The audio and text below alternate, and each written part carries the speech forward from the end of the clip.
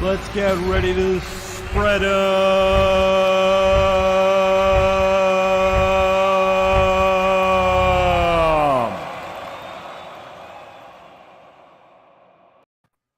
And we're in. All right. I got to make like a Christmas intro, I think, now, eh? What was that? Just about that time. Getting there. Yeah. Yeah. Everybody else super going that road. If you're into that kind of thing. Yeah. Looks super Christmassy out your window. Yeah, we have like a Charlie Brown tree in the back. We put some lights on it for the for the critters. It's all like sagging with the ornaments on it. Well, it's just kind of, it's not a, It's not a robust tree. Not a robust tree. No. But yeah, just straight out the window looks great. Pine trees and bit of snow. Yeah, we got some today finally. Yeah, we just got a bit. It's kind of kicking around. Yeah, it looks like you're going back up to +6 or something tomorrow, aren't you? Yeah, man. Yeah. Oh, and we're not live on Twitch, I guess. Oh, well. Each one we put up on Twitch gets one view. There you go. Oh, all right. So tonight we have got a special guest with us, Patricia Conlin, the People's Party of Canada candidate for Durham in Ontario, which is just outside of Toronto. Yeah, we'll find out from her. Patricia shares some mutual associates, including Matthew Arrett, the Canadian Patriot Press, and Zeruda, that people from the channel will know, who did an excellent, right at the start of this whole Russia-Ukraine thing, she did a stream with us, teaching us deep history about Ukraine and Russia. So we have similar cohorts, so it's time to get her on and talk a little bit about what People's Party's up to and where the freedom movement's at, and talk about her podcast and YouTube channels. Hi, Patricia. Hey, call me Tish. Yeah, nice to see you guys. All right, Tish. It's great to meet you. This was put together on our channel. She's known as Zeruda. Okay, great. Yeah, she popped in and she was kind of like a really healthy voice in the chat. And then when the Russia-Ukraine thing went down, she was so healthy. I was just like, girl, just come on the stream and teach us. Oh, yeah, we need to learn. I mean, I was really proud of Maxime Bernier, plug for him. I went to the Rebel News event last week here in Whitby, just north of Toronto. He talked mostly about the conflict, like the history of Canada. We've always been peacekeepers. Why are we funneling billions of Canadian taxpayers' money into a conflict where we really don't even know what's going on, with all the corruption and the puppet government in Ukraine funded by George Soros? I mean, and, Russia does have a point, just like the the Cuban Missile Crisis. Do they want, nuclear missiles like that close to their land? I mean, you have to look at things from a more complex historical perspective, right? That's not allowed, though. Not allowed with our media. That's why we have to support independent media. I get into these. Guys. We have an app called Flipboard. Have you heard of this? No. It's a really cool little app, a news aggregator. Really? I have to write that it's down. Cool. It's called Flipboard because you literally flip each magazine and it folds open. It's got a cool animation. And I think 100% that's why it was successful. Yeah. And it is quite Mariangela Sanabria in the chat. Hello. So there we go.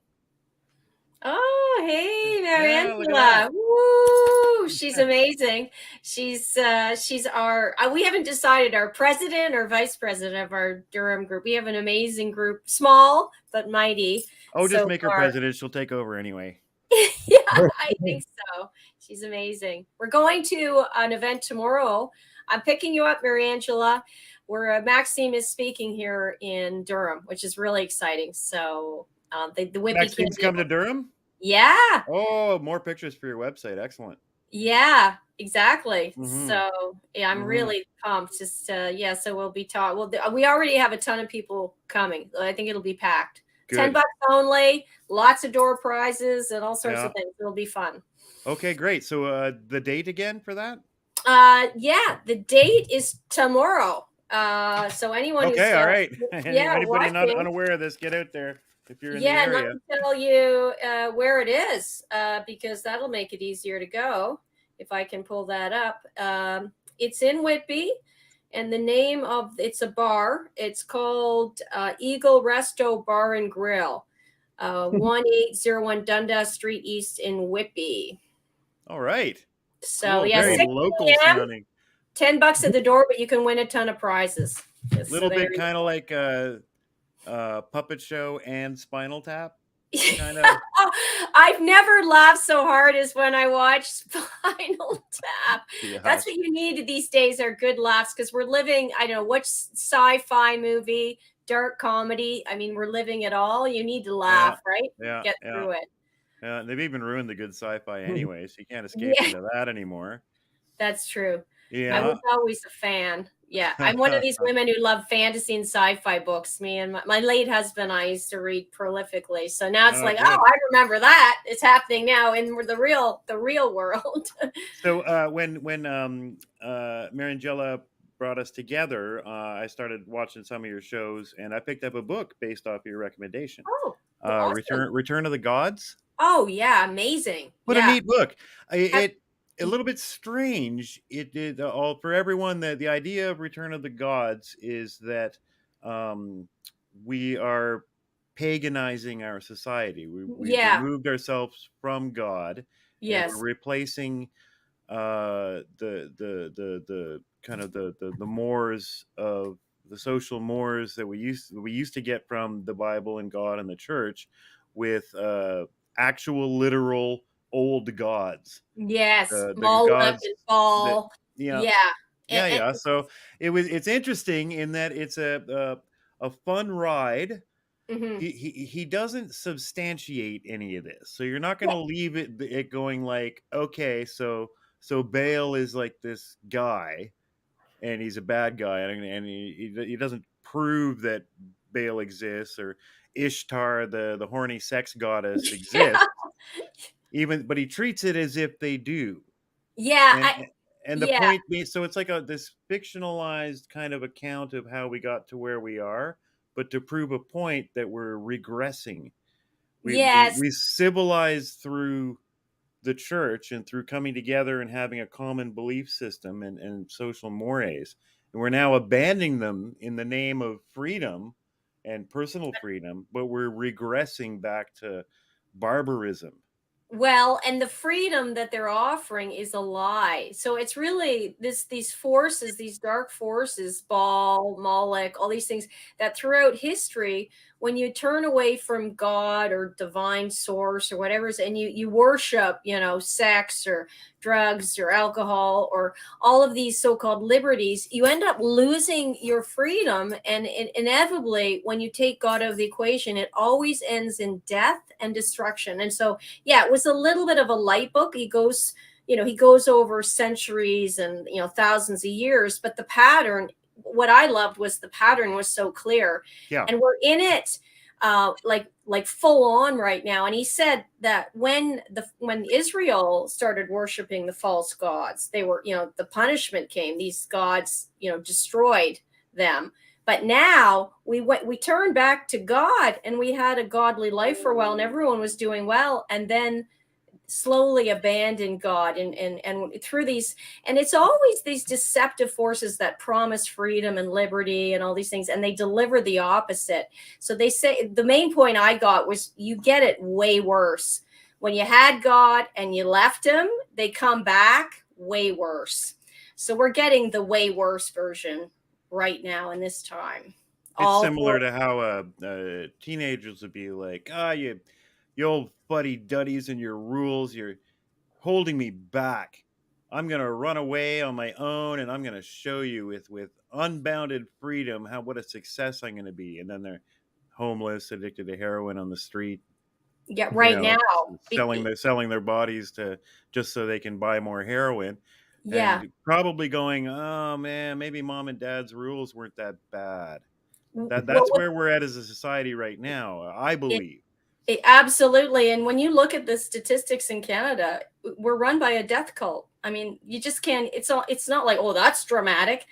It's so much easier to die in Canada. You can euthanize your child now legally up to a year. You can abort your child after it's born.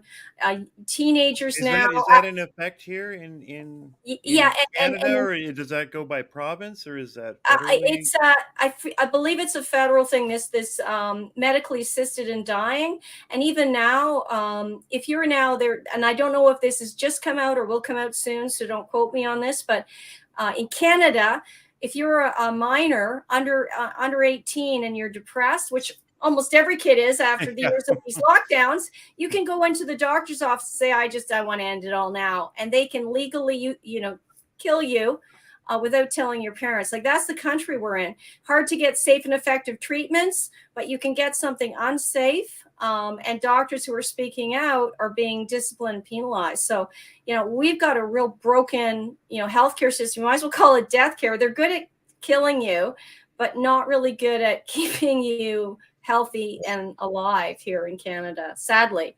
Isn't that wild how that whole assisted suicide thing popped up kind of everywhere in the Western world at once overnight a few weeks ago? Like everything popped up, and all of a sudden there's legislation for it, and it's kind of like the word of the day for a little while, and then I assume it'll go away, and they'll secretly ram their legislation through while people are being distracted by some other shiny light off in the distance. Yeah, and if you go back to the book, Return of the Gods, so people don't even know that they're being infiltrated by these dark forces because they think, oh, this is liberty. Don't you want to give people free choice? And so they're being nudged along. Like, there's a story of a man who really did have some physical disabilities and he wanted help. And he was literally being like fed, like kind of like a sales pitch. Like, why don't you just, end it all now? And it was, from the doctors, it's just like, oh, I can't get you that, but you sure you want to keep going? That almost like that. It was so far fetched. I don't know if it was a video or someone got it somewhere else, but it should be the doctors who are trying to talk you out of that until the very last possible option has been used. It should be doctors. It should be, you remember the old medical dramas that were so popular in the 70s and 80s. It was the topic you'd see come up on those shows very often, and the doctors were always very seen as being advocates for, no, we're not going to pull the plug. Yeah. And I mean, my background, although I've run, a business, recruiting and leadership training, my real passion is human health. And I wrote a book on health and became a registered holistic nutritionist when I saw how broken everything was with our healthcare and with our food system. And I started, coaching people. And so I get really passionate about mental health too, because it's a tragedy the way we've treated our youth and our seniors and everyone else. And it didn't have to happen. None of this really had to happen. And going forward, I hope we learn these lessons and hold people accountable and never again, because it's been absolutely, like that book said, destruction and death delivered on a stick to everybody. Trying to keep the hope going, people. I'm hopeful. It's tricky. It's tricky. Believe me, I actually am quite hopeful, and I'm going to run again for PPC because it's really the only party that stood up for constitutional rights. And certainly PPC was the moderate party. People say, oh, extreme, right wing. That's even bullshit, because, on the right is fascism, big tech, big government. And on the left is communism. And if you get anarchy, or even further, you get anarchy. And what all PPC wanted was accountable government, smaller government that actually did something good for the people. PPC sounds like conservatives 30, 40 years ago, give or take. Yeah, I mean, you look through history, even when I was reading Matthew's book, The Forgotten Struggle for Progress, it used to be that the people with the title liberals were freedom-minded. And that's changed all over the world. Like, you look at the Democrats, I mean, it's the same as in Canada. They've literally, you might as well call them communist parties or worse. That's something that Ray and I, that's something that brought us to this point to kind of start talking about it and taking action, is that we're musicians, and it lived like the 90s are kind of a blur of kind of drugs and music and fun for us. Where let your freak flag fly. Don't tell me Yeah. what to do, Yeah. government. Let's not go to war. Let's have world peace. Let's have environmentalism.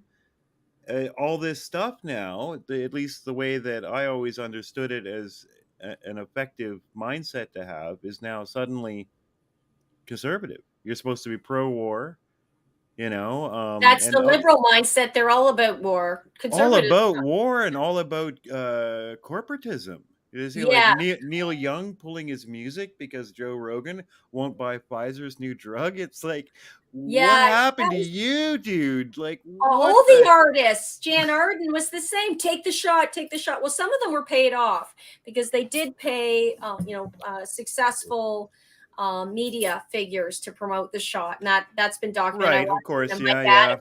Yeah. James Corden's and all the late night guys doing their musical. No, oh god, But it's disgusting to see disgusting. they've sold themselves like that. I think it's really unattractive. And I mean, Rain, what was that movie that we just watched that Stu Peters premiered? I'm not sure if you saw this, Tish. Died suddenly. Died suddenly. Yeah. And they have that section they're showing just one after the another of these Hollywood assholes.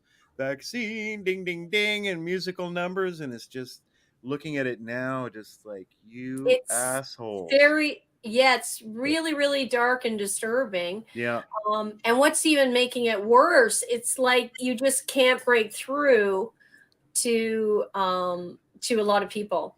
It is. It was like you were saying, engineer. I mean, they were trying to, and probably in a lot of ways made it fashionable. They made it hip to get vaccinated. Yeah. Well, that's the thing about, if we keep going back to this book, I'm sorry to reference it, but you brought it up. It's that you can see how it subverts itself in, and people are actually deluded. They think, oh, this is good for me. Like, it's this whole climate fraud as well. You have to call them out. Like, some people say it's a hoax, but I actually had a guy on my show. Oh, sorry, I forget his name, a Canadian. He has a book. I could have given him a plug. Sorry about that. When I have him on next time, I'll show you. But very deep thinker from out west. And he's like, we have to start calling these a hoax because that's kind of minor and like fun. It's a total fraud. I mean, the whole green agenda is an agenda to enslave us. A lot of these so-called green products don't work, are useless, not even that good for the environment. You have these slave labor to mine these products. I'm not saying that they'll never work and that, solar doesn't work. But what we see right now is it just is unattainable. And the whole fraud about the carbon. Oh, the carbon. I mean, we are the carbon they want to reduce. I mean, carbon is good for plants. We need carbon. We need nitrogen. Yeah. It's a fraud. It's a false thing. They've depleted the soil with glyphosate. Why don't you just stop spraying our crops with this toxic chemicals, and the ground will just naturally then absorb all the excess carbon, and guess what? Turn it into nutrient-rich food. So, I mean, the level of fraud that is being perpetrated, it's so astounding when you wake up that you can almost laugh, but like the layers upon layers of lies. The whole Rockefeller system's a fraud too. The medical care is really toxic to your health, all these things. But it's but I mean, that's part of how we get back to a better world, is because when you can call out the fraud and the lies, these false gods, so to speak, and return to a world based on truth. So some people, and some people get triggered, oh, a Christian. I mean, I'm a Christian, I believe in God, but I mean, I don't care, you're an atheist, be a good person. But getting back to natural law always is prosperous for people. People thrive under that. And when you get rid of morals, like you get rid of anything goes, nobody's truly ever happy. And what we have now in Canada, you could go to Vancouver, some of these places where they're giving out drugs to drug addicts, and they can't even like every day there's so many overdoses. I mean, that doesn't work. It doesn't work when someone's addicted to give them more drugs, and then when they're depressed, like, we should actually try something new and help them instead. Just like now we have record numbers of people using food banks. bankruptcies, personal bankruptcies, and mortgage defaults is record high. I mean, I don't even know if we'll be as close to the Depression or worse. Oh yeah, here's the book, Jonathan Kane. I just bought. Yeah, we brought it up. We brought it up enough. I figured got to show it. I Yeah, think most of our audience would enjoy this book. It was yeah. a lot of fun in the sense that it was a ripping pace, and told, written in a mythological style. There was a lot of repeating of phrases. It was reminiscent of the Bible itself in a sense. Yeah. It's something that's easily readable, easily teachable, easily Mhm. digestible. I see what this guy's. He's got a good angle. I see why he's such a best-selling author. This is good Yeah. stuff. And Mhm. he's smart. He spends the whole middle of it on sex stuff. So I imagine like the little like Catholic like Sunday school biddies reading this, having a little bit of titillation, reading about all the sex stuff that Ishtar is doing, and then getting together for their church meeting and Yeah. laughing a bit and stuff. Rain, you were trying to butt in there a little earlier. Did you have a thought? What we were talking about earlier? Yeah, I was just going to say, I mean, the average person doesn't understand the scope of what fossil fuels do for us. I mean, all these people that think we should just get rid of it and ban it don't understand that, if you just take go into any city or urban area and take one look around and imagine 80% of it gone. That's fossil fuel. They just don't get it. No. If the Industrial Revolution had happened based off of solar panels, if that had been the technology that we had found instead, we'd be like super excited right now about maybe typewriters.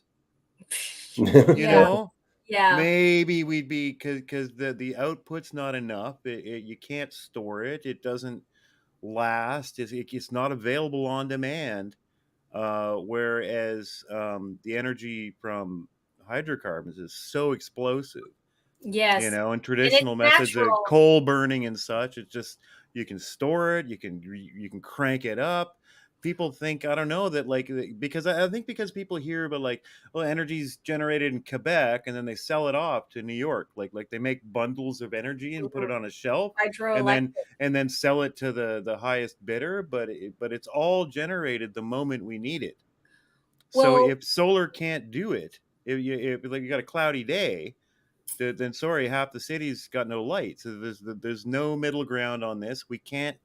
And it's so ironic that people are here on their computers drawing hundreds of watts out of the system, on Twitter going, yeah, fuck carbons and all this stuff. We got to get rid of it and have solar right now. Well, you're not going to be typing on Twitter right now if you have solar yeah. power. Sorry.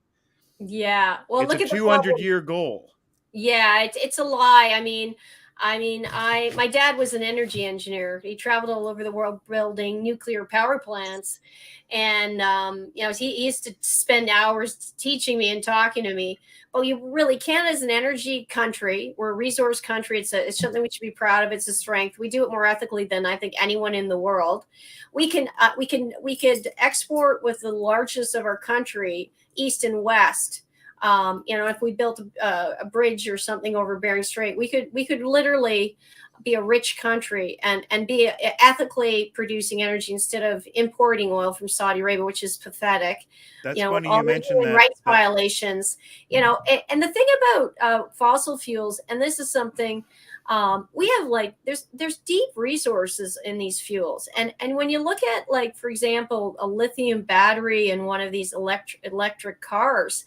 It's a lot of components in it. Some of them we don't have in Canada. Some of them we do. Some of them are, with all the supply chain issues, are short. We don't have the infrastructure with charging stations here in Canada. There's issues with our climate as well. There's just endless issues, and children are mining for certain components that are put in electric batteries that are, it's absolute slave labor. I don't know. It's not really that green when you look at it. And then there's this say take solar panels. The amount of garbage that's in them, and the trouble that we have right now getting rid of batteries and computers. Oh yeah, It's going to they're be times a toxic. billion if we take solar panels, and Oh we'll instantly become completely energy dependent on all the areas where they mine all these incredibly rare metals. this Mm-hmm. kind of stuff that Rain knows a lot about. He's invested in some of these like minute, Oh, bizarre oh, really? metals over the years. Yeah, so Oh, kind of learned some things about some of these things, and they're only in massive quantities in a few places. It all seems to be kind of like east, and this is who we seem to be dead set on going to war the entire eastern hemisphere of the map. in Africa. When if we go solar, Mm-hmm. we're going to become completely dependent on them after being assholes to them for decades. You think they're going to give us good prices on rhodium and stuff like this? Like, No, no, they're not. Not to mention, some of them, as far as scientists know, have an absolute limit to how much there is inside this big rock. oh yeah, After that, there's no more panels. There's Eh, no more batteries. No more yeah, nothing once you take out the last little bit of, you know, unobtainium or whatever it is, and that's it. That's yeah, it. and then we shut down our nuclear power plants. Some Oh people get God, I know. controversial about that, but mostly they're really safe. And then even these new technologies like fusion, which could generate tons of energy. Canada used to be a country where we were manufacturing. I mean, this is decades ago, manufacturing powerhouse. We were an engineering and innovation powerhouse. Look around when Diefenbaker and some of these nation builders were around. And now we've gradually gone from like higher paying, like, thinking skilled jobs to being a service industry in the last few decades, financial services, low paying jobs. It's pathetic. And we have to turn this around. And the way we do it is through our strength. We're an energy country. I mean, and the world is desperate for energy. I mean, it's like, duh, 2 + 2, just get it going. Well, but instead we get prime minister who shuts down all the pipelines, and we've got to go and ask the Indians 25 times for permission to do this and They that, and want it. They want it because it's jobs. I mean, I've uh, talked to a lot of First Nations people. They're as outraged as everyone else is. most of them want it, but there's a loud minority that doesn't, and they're going to get on TV with CBC. They're going to get on. Yeah, They're the ones that they get their voices amplified. It's just like how, just like everything. a few years ago, I started going from everything to live shows to I'm a filmmaker. I'd go to like film festivals, and the people were coming out and announcing that we're standing on Algonquin land or something. And I'm looking around, going like, "What didn't this get settled? What do you mean? You want to acknowledge that we're on American Indian land? What the hell are you talking about?" And you go and look at it, and yeah, it was settled, 100 years ago or 150 years ago or 75 years ago, whatever. But one band has now declared itself a new voice for the Algonquin people, and they say they didn't agree to it. So therefore, we got to renegotiate the whole It, thing and give another $50 billion. it's messy. And the official position of it, then you see that Trudeau makes it mandatory for all of his cabinet to start their speeches with this. How are we supposed to go to negotiate with someone when we start by declaring that we give in to the entire premise? You know what I mean? Well, yeah. I mean, when you look at the bigger agenda, this Agenda 2030 will give you a clue. You'll own nothing and be happy. They Mm, really don't want us to own anything. It's really the movement is towards like actual total enslavement again, where it used to be that you just have the elites and everyone else were just plebes, just poor suckers. And they really don't like this whole era, however long, where there's this middle class.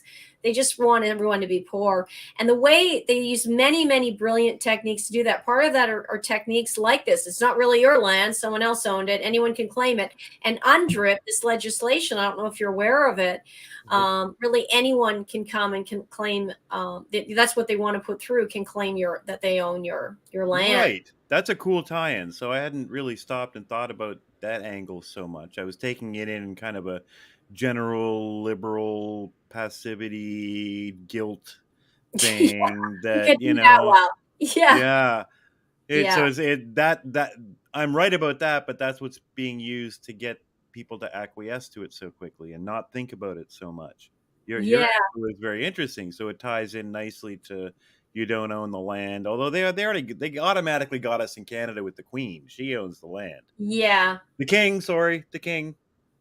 Yeah. So weird saying the king. Yeah, I mean, it'd be great. A lot of people have this heart feeling, oh, I love the British monarchy, but they really haven't done anything for Canada. In fact, they've been a source of repression for, really the entire history. They really don't want the colony to succeed. So, I mean, it would be nice to have a sovereign republic in the future. That's my belief personally. Um, Yeah, it's hard to make much of an argument for them. I'm not opposed to monarchies as an idea necessarily.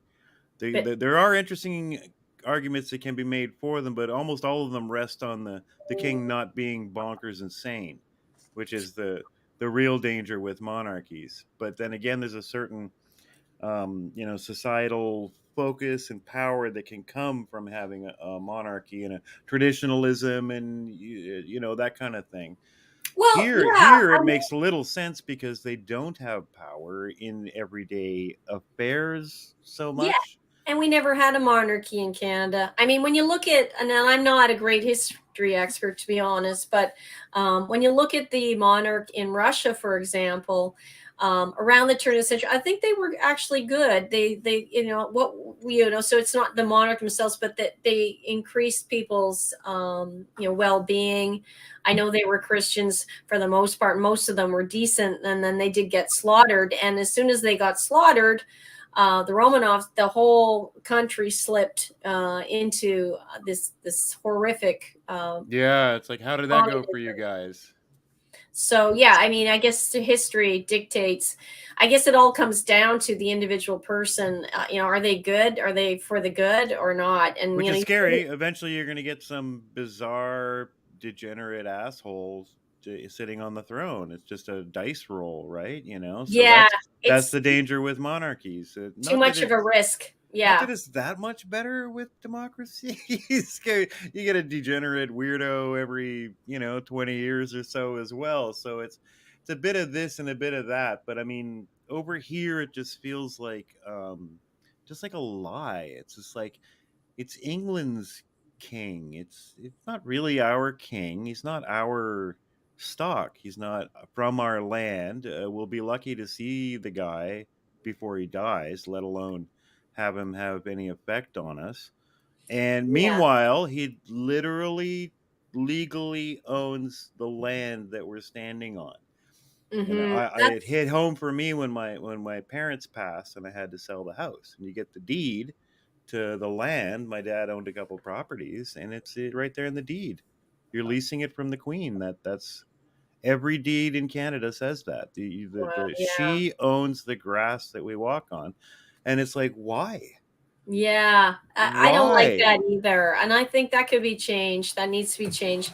And I'm very very suspicious and leery of King Charles because of his involvement with all of these secret societies and Agenda 2030. And I just there's enough been written and published and videos on him. So he doesn't have good intentions for the The world. Great Reset, people don't really Yeah, put this together. The Great Reset was launched by Prince Charles. it Yeah. That was. Yeah. video that everyone clips Yes. from with the you'll own nothing and be happy and eat bugs was launched by him in a Yeah. speech. No one had ever heard the Great Reset as a phrase until he did his speech. So I mean, this guy is down for some dirty action, and to Yeah. whatever degree he does have pull in the world, he will be pushing for this. He will. And it is a little frightening when you see they tested out the COVID fraud, and a lot of people just went along with it. So now the COVID's wearing thin. They're on to the climate fraud and the new green rules. Like, what are you gonna, what you bad person, you got to lock yourself in and put a mask on yourself and take experimental shots for grandma. Now it'll be like, you bad person, you got to lock yourself in and you're not allowed to leave this square area like 3 kilometers from your house. Even in my neighborhood, they put up, and I see everything, I sense it. So those signs that say the speed limit, like 40 kilometers begins, just all of a sudden there was a little blue line in between 40 kilometers area in blue begins. It's like they're training you, like, you know, subconsciously. This is your little area, this little box of 1 kilometer. And it's all over. I don't know if it's in Ottawa, but in Durham, all the little blue begins. Now, what are we with our taxpayer dollars? We're paying for what? Probably millions of dollars to add begins in blue to a sign saying the speed limit. To just boil the frog a little bit hotter. Yeah, and I'm like, oh no. When I see that, it's like, oh no, don't. Yeah, no, turn up people. the flame just a little bit more. It's so incremental. It's like, oh no. When each of these things is, what was the giant problem we were fighting? Without the little blue piece on the sign, how many deaths were attributable to, like, what was the giant problem that we were trying to solve? And it's like so many things nowadays, it's these tiny issues with seemingly tiny fixes, like the blue mark on the sign, that have huge implications that create vast amounts of control, solving problems that didn't even exist. Exactly. But have created the fear. It's always fear. Fear is. They're brilliant at manipulating. Please give us the blue mark on the sign. Please. Why don't you have the blue sign on the marks? People are dying. It's a Holocaust.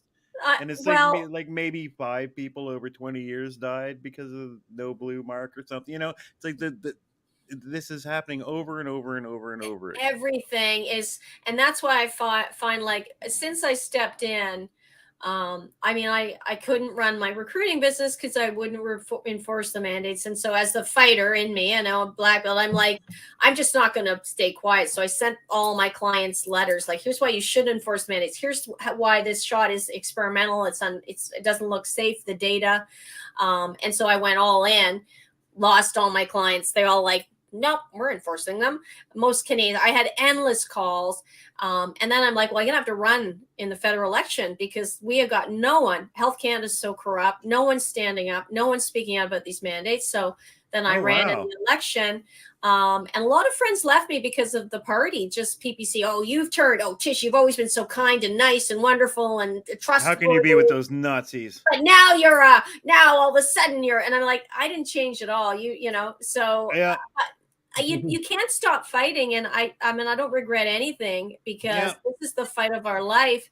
And I'm going to run again next time for sure, because we do need absolutely awake people in the government, and fewer of them too, I believe. I mean, everyone's so overpaid. Even like in my area here, just in the forest, they started putting up parking signs. I fought it. Like, you have to fight the little battles because it's all like, you don't deserve to be in a park. You need to pay to use a public park.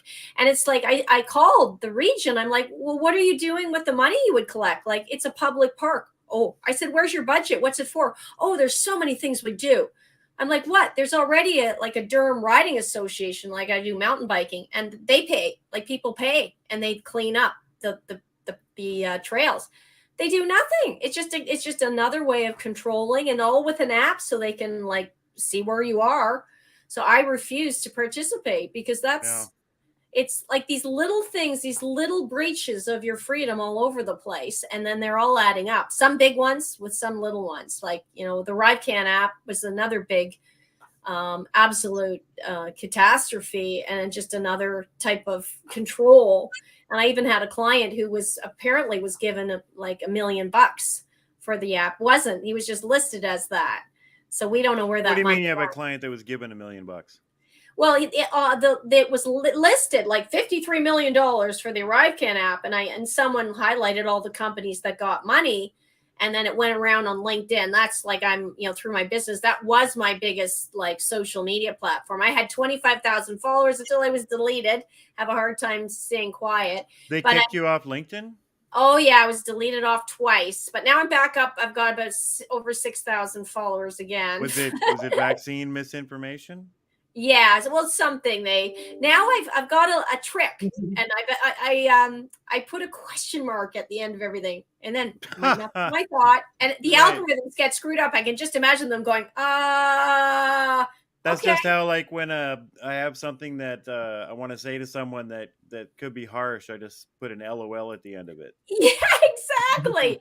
It's kind of like that. You got to mess with the algorithm. So, What's up I with your hair, bro? LOL.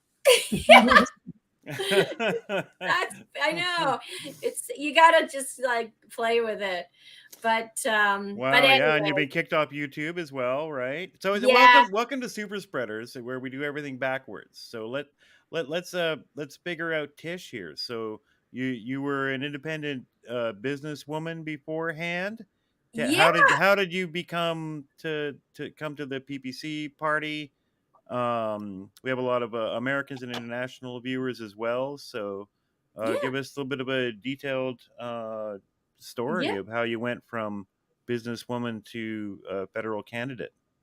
Yeah, well, I mean, just in like a force, just a quickie. Then I literally I have an arts degree, and like, what do you do after an arts degree? I traveled through Germany and lived in Germany here. Couldn't get a job, and I joined a recruiting firm. And with like in that time, within like months, I'm dating myself. It went bankrupt, so I literally went home with my recipe cards, calling and plunked down, incorporated my company the next day, Global Consulting Group, and never looked back. 20 years. I had at one point almost 2 million in revenue, 10 staff. I was just Dang, kicking girl. it as a recruitment firm. I noticed the burnout, and then my late husband got really ill, and that's a story for another day. But I really got into wellness. I've always been healthy through fitness and food, but I retrained as a holistic nutritionist, and I wrote a book, ABCs of Food: Boost Your Energy, Confidence, and Success with the Power of Nutrition. And I started doing public speaking. I spoke all over US and Canada at these conferences, recruiting conferences, and elsewhere. And then I got into leadership development, and so that was really cool. But yeah, when all this bullshit happened with COVID, and I couldn't stay silent, I lost it all. I was sued by my biggest clients, so I lost my speaking career. Couldn't travel because I wouldn't take the shot, and I wouldn't work for any company. I don't want that on my conscience that anyone would have to take a shot because of a job. So I tried to help, like George at Jabless Jobs. He was on my podcast. So yeah, after I ran in the election, I'm like, what am I going to do now? So as a health coach, I started learning about all these natural healing like technologies and supplements that have been repressed. I bought a Rife machine, which is frequency healing. I recertified in Reiki, like energy, started learning about our human energy field, and then all of the different ways we can detoxify, because we're being like systematically poisoned, not just shots, but what's in the air, the soil, the water. They're putting graphene oxide in the food. I mean, there's so many pathways to poisoning us. And I've been learning how to detoxify everything. So I literally, on any given week, I'm talking to like 2 or 3 groups, from nurses, doctors, retraining them, to freedom groups about detox. And then I'm doing my podcast. So yeah, I can't work. Like I can't enforce mandates, and I do a little bit with my company, but there's such a need. People need to learn about detox, and people need to learn the message of what's going on. So for me, it's powerfully in me. And I've literally pretty much dedicated the last 2 years volunteering my time to help people and educate people in my Yeah, community. Do you my podcast, Tish Talk. I is your love it. book on Amazon? You know what? I'll show Where can you. we get it? Oh, yeah, I think it is on Amazon. Well, I'm let's not find sure. out. Let me see. I'll just Let's find out. you can get the ebook, but I have like thousands. Can you see it? I got thousands of these suckers in my house. So every time Oh, it I looks speak, great. I go, and it's fat. It's like I'm long-winded. So, but I'm thinking of my second book. I want to write a book on resilience because of the mental health crisis. I am a resilience coach. So that's it. Oh, thank you. Great. Good for you. So there we go, everybody. Let's support. Thank In you. if it's not too personal, then how are you getting through life now? How are you making income? If the business was shut down, we're making millions. How are you getting by? Well, I mean, gradually over the years, I kind of reduced my staff, and that was my best year or two. And then I just had a powerful calling. Really, I needed to do something else. I've always been kind of intuitive. 2019, I kind of closed up and kind of was sort of like just a few people. And I still have a little bit of business. We do outplacement, and hey, I'll work with a recruitment project for a company, but I won't make someone sign that they'll take an experimental injection. But yeah, I mean, I've been a saver most of my life, and probably get back into it next year. I think the main thing is there's such a need in our communities and in Canada that I just keep getting asked to speak. So I'm speaking in rallies and events, and so yeah, I mean, there's a lot of people who are far less fortunate than me. So Yeah. I'm trying to help where I can. Like, even I buy people's books. There's people who are, all different people to support. I bought Andrew Lawton's book, The Freedom Convoy. I saw him at the last event. Oh, slick. Yeah. So we could do a book. We could do like a book review once a month. Here's the book that I'm reading Good idea. now. This one, Jim Marrs, Our Occulted History. Oh, Jim Marrs, he's awesome. Yeah. Yeah. We both know him well. And if oh yeah, Andrew Lawton, he's coming on my show next week, I hope. Marrs rose to fame for excellent books on the JFK conspiracy, and has been expanding ever since. Is he still with us? Is Marrs still alive? I'm not sure. He was quite old when I found out about him, like in the 90s, kind of. I don't know, but I just got this the other day, and I'm gonna dive into it. Why not? All over the map. And I'm even reading, because Matthew got me into this, I'm reading Plato as well. Yeah, that sounds about right. Yeah, because Plato always said that in the future, we need a political person who's also a philosopher, and that is sort of me. The philosopher king, yeah. I am a bit of a philosopher, bit of a mix, which I think we all are, and those of us on this side of the debate all are to some degree. That's why it's harder to fool us. There's also a religious element to that as well. I've found almost universally the people that we interact with in our chat and follow us have at least a basis in faith. Neither Rain nor I goes to church every weekend or anything. In fact, usually where everything falls apart is once the humans get involved. The basics of a God-created universe and the rules that come with having a God, or love that shit. Take it all day long. It starts getting messy once the humans get involved, but church is better than no church. A church is better than Return of the Gods, which is what we're living right now, right? Well, it's interesting you bring that up, because they've been, systematically removing God from the schools, right? And I mean, my late husband was an atheist. My ex-partner who left after I said couldn't stay silent, he was an atheist. And I said, I feel called by God. Like, I can't ignore this call. And I wasn't saying it like an ego way. I really felt the call to do something. Like, I couldn't ignore it. Yeah. And my children are atheists because of school. So we have a lot of debates. And I spent a long time talking to ministers. Like, I wasn't a regular churchgoer either, like United Church Protestant, but I really felt the need to talk to all the ministers in my community. And I just couldn't break through really to them at all. Very indoctrinated. But and even one minister who hung up on me, he was advertising double jabbed only to services. It was so horrible. He's finally taken it down because I don't. It was so disgusting. He's finally taken that down. I felt that was a small victory. How more could you possibly be against Jesus? Like, maybe if you had a sign up that said like Satan or something. Followers welcome. Yeah, like who's that wicked Southern pastor that we watch all the time there, Rain? Oh no, don't blank on me. But I found Baptist church in the South, and he does revival. Greg Locke. Locke? Greg Locke. Greg Locke. Lock. Okay. L-O-C-K-E, I don't know believe. him. Oh, No. girl, you gotta Check him out. watch He's great. Is he? Okay, I'll write him down. like But I mean, younger this energy, fire and brimstone southern preacher that nice. throws up Yeah. a tent and goes at it. And he had the best quote about all of this. He's like, and when this whole lockdown's over, all you churches, all you pastors that shut down for the lockdown, what are you going to preach?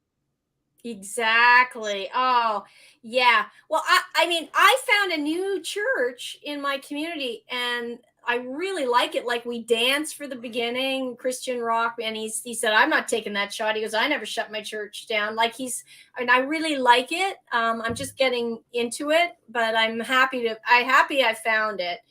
Because it is nice to have that community. And plus, like we're going through hell, I feel like I really need that message every week. And different passages of the Bible he's highlighting. So I'm really enjoying it. I'm happy to have found this new church. So yeah, I walk coming back from, I still do a few shifts in a kitchen downtown. I'm a chef. And nowadays I'm becoming more of a video editor and a music producer, which is great. It's what I want to do. Long story, the last lockdowns almost killed my business, so I had to go back to the kitchen to get a few shifts.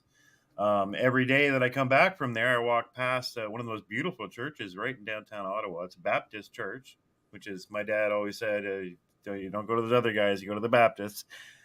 And one of these days I'll walk in there. I know I'll walk in there. And it's the community. It's really the best benefit. It doesn't matter like so much if like maybe the pastor says doesn't have the same interpretation you do or whatever. Although, I mean, that's good too. If the pastor challenges you, he's got a new interpretation. That's what he's there for. But just the community, right? Like, and that's what we have lost completely. Everyone is now an individual talking to the gods on their phones. the false gods. Technology is one of them. Yeah. For about a dime for every time that I heard someone say they liked the lockdowns. Oh, I know. It was better that way. Someone has mandated what they wanted their life to be, which was no human interaction and stuff.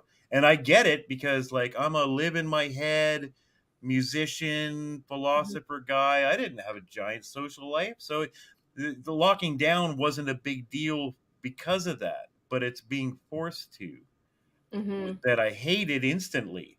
Whereas there are lots of people, and especially like sadly young people, that thought this was fantastic. That it's like, finally, all that pressure is gone to like talk to other humans and stuff. I can just do it on Twitter instead. And my God.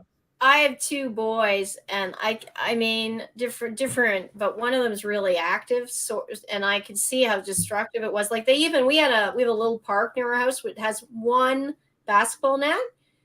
And they took that one basketball net down. I felt like it was the Grinch. Yeah, the one net, like playing. It was already like isolationist basketball. Like you can't even go out and play alone. Like it had two, yeah.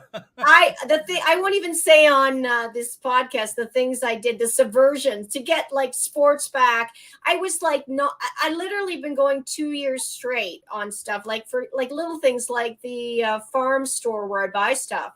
They were supposed to do a rink, and I'm like, one activity. And he said, oh, no, the insurance company said they won't insure a rink. And I'm like, get a new one. I said, here's, like, I'm a recruiter. Call these 3 small ones because the big ones are all paid off to enforce this. And so within a day or two, they called and they got rid of their big insurance company. They got a little one and they had the rink up. And I was like bubbles of joy in my heart watching kids skate outside like something normal. Well, insurance companies sat at event 201. Is that what it's called? They're all they were invited. Everybody knew what to do. Everybody knew what to do when this started, and so I mean, insurance companies is something people don't think about until they have to try to do something.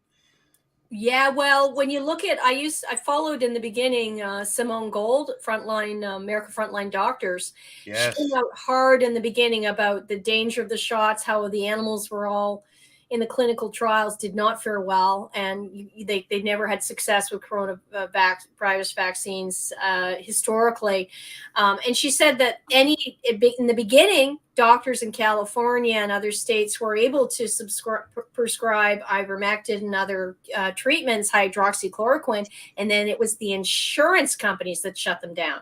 The big insurance companies said, you can't prescribe this. And a lot of red flags went off. And then that immediately trickled up to, say, like the College of Physicians. And then these groups started to instantly make rules immediately after that, where mentioning ivermectin to someone is grounds for shutting down revoking your license. Mentioning a drug that's been used for decades with great success. Won Nobel Prize, when it's 60 years safer than aspirin. Yeah. Now, admittedly, that's for stopping malaria and stuff, but at the same time, parasites it's promising antiviral properties were known decades ago, just not very well researched. Anti-parasitic as well, huge. That is the ultimate. That's its big use, and that's its Nobel Prize win. But at the same time, concurrent with that, they were like, hey, this seems to have a hell of an antiviral effect. We should look into that. And there's been sporadic looking into it, and it's all been highly encouraging. So using the scientific method should have been the very first thing that everyone looked at. But of course, it's been shut down for remdesivir, which instead killed 25%. Was it 25? Yeah, it killed the test subjects. They had to stop the test, but that's good enough for the FDA. So there we go. And then in Canada, I mean, does Health Canada, do they do anything except just what the FDA says? Do you know anything about this as a federal candidate? Have you dealt with this? Because this might be a big thing when you get to office. When you get to office. Yeah, and I will. And one of the reasons I'm going to continue is because I want to like it needs to either be shut down. Like the CDC and the FDA are too corrupt to continue. They need to be closed. Potentially Health Canada as well. You might as well call it Pfizer Canada. To us, sure. The FDA and the CDC, they're corrupt, yada yada. They're doing this, they're doing that. But I'm Canadian, so why the hell does everything that the FDA and the CDC decide just automatically happen up here? And I don't even hear a debate. No, I don't hear any reporting. I bet you 1 in 1,000 Canadians could even name the ministry that's in charge of this. Yes, it just doesn't exist. So what horrible. does exist? It absolutely. I think I'd do a much better job as the Minister of Health. I mean, that's a role I'd like to take on. And really, the lobbyists, the special interest groups, the corruption, the bribery, a lot of these so-called health officials. Thank goodness Dr. Dean Hinshaw was dismissed or fired. They're absolutely incompetent and corrupt, and a lot of that you mentioned? From Alberta, and now we have Kieran Moore. Oh yes, right, yeah. We got the wild girl out in Alberta. Yeah, Ride cowboy. She's pretty awesome. Danielle Smith. Oh, she's doing amazing things. Yeah, she's getting rid of all of those. I mean, when did we get one of her? Yeah, in Ontario. Over here under a supposedly conservative government. And Ford led the way. Like he was worse than everybody except maybe arguably Quebec. Maybe worse. Quebec, you can make arguments that it was. Yeah, maybe not Quebec. But he's conservative too. What the fuck? Well, that's why PPC. That's what Artur Pawlowski spoke beautifully in at the Rebel News event. He said, "People wake up. It was the conservatives that locked me down, paid off." Because they paid off inmates to try to do great harm to him. Paid off inmates? Yeah, chained him, put him in a cage, stripped him naked, just for reading the Bible in the street and feeding the poor and having a service. I mean, his video went viral. Yep. He said 1 billion views. I don't know if you have that. That's a great video. Okay, all right. Gestapo, get out. I loved it. Sometimes I spend a whole day working on making a snare drum sound really good, and I miss some events. So Rain, fill me in. What is this? Yeah, Artur Pawlowski was a pastor out of Alberta who was protesting the lockdowns and COVID and all that stuff, and And yeah, he got arrested a whole bunch of times and sent to jail a couple times, and yeah, Oh, it was pretty wild. Is this the preacher that was at the convoy? he And probably was there. he There's a might have bunch been of there, them. but yeah, I don't think so. He's the most Okay. famous in Canada. He was on like Tucker Carlson, and I think even Stu Peters. But you got to look at the video if you can find it of him. Like it went viral internationally, and it got people ignited because he called them all Gestapo, get out of my church. And I met him and talked to him last weekend, and he's like, he always says he's the lion. Does he have an accent? Well, he's Pole. He Yeah, came over from Poland, so he Might talks be the about. guy that was at the convoy. He was Yeah. fire and brimstone. He's Oh, bloody he is. Yeah, awesome, and he spoke Arthur. every Yeah. day and led prayer, and he was just Yeah. so awesome. Maybe There's that's the guy. Hildebrand, It is too. ringing a bell now. Pastor Hildebrand as well is also, he's in Ontario, and he's a wonderful man. He's done a lot of good, but I want to see, I'm going to go out west in the new year with my boys, and I definitely want to go to Pastor Pazlowski's service in Calgary. He's in Calgary.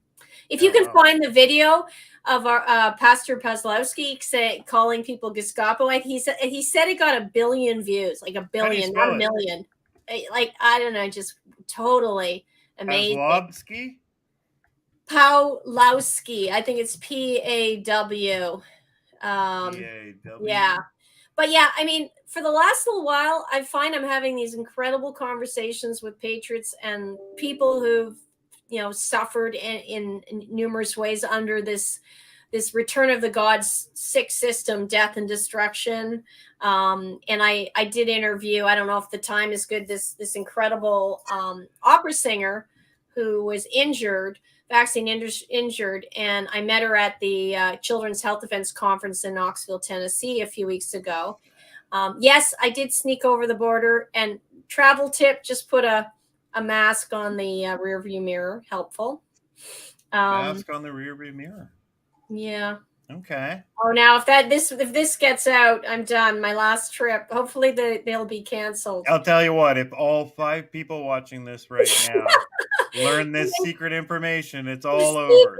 It's all over for me. Okay. But I'm not afraid. I don't. I live in love, not fear. So I spent, so COVID comes. There's the first couple weeks. There's the toilet paper shortage. We're going to actually do this. We're going to actually lock down. They're filling up an island in New York with dead bodies. Oh my God. Yeah. And both Rain and I were like, this is a scam. But then again, though, you don't know, like, is it going to be like a dirty trick? Are they actually going to come by and spray some shit, put something in the water, and you will actually start dropping dead? So for 2 weeks, I was perfectly willing to, I stocked up, locked down. Fine. Yeah. Nothing happened. You well, know? I want to say a story because for the first little while, just to pay homage to my cousin, because my cousin was a nurse in Flint, Michigan. He was in his 50s, healthy as anything. I hadn't really seen him a lot, but when the whole thing hit, got symptoms, and they said, go home, the standard.